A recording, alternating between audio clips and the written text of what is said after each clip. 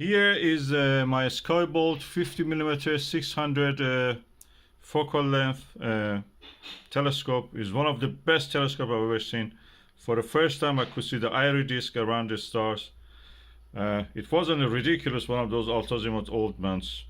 So I'm just going to attach a dovetail bar with this fleecy material which we use for the chairs, and 2 cable ties as a tube rings. If I want to find tube rings for that, probably they will charge me on the arms and leg. So I'm just going to use this. This is as good as anything. And this material actually is kind of a slippery when it is wrapped around it and tight, and I can actually twist the tube for the right position of the focuser. So let's do this. I've done it for several other telescopes. They were perfect now. I can use them for the first time. I can use them without resorting to those wooden horrible tripods. Now I'm going to use this one.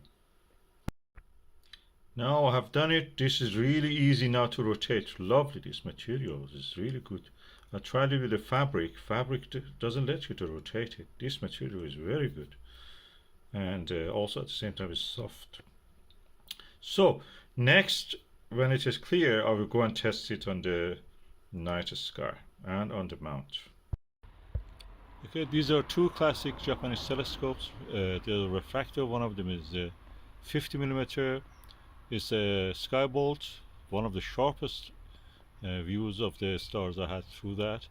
And this one is 50mm 600, so that's also quite high f ratios.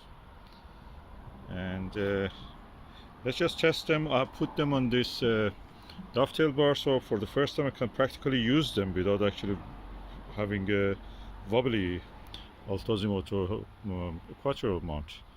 I have a sturdy SkyTee-2, and I'm going to look at that street light.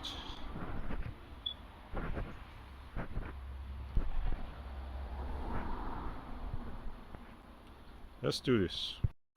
So I'm using now the Skybolt refractor, 50mm diameter of the objective and 600mm the focal length, and I'm using the 40mm Aachromatic Huygens.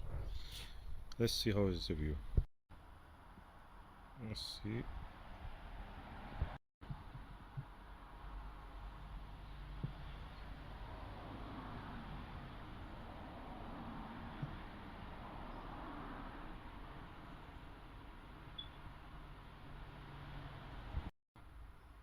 And that was the view, looking at that street light.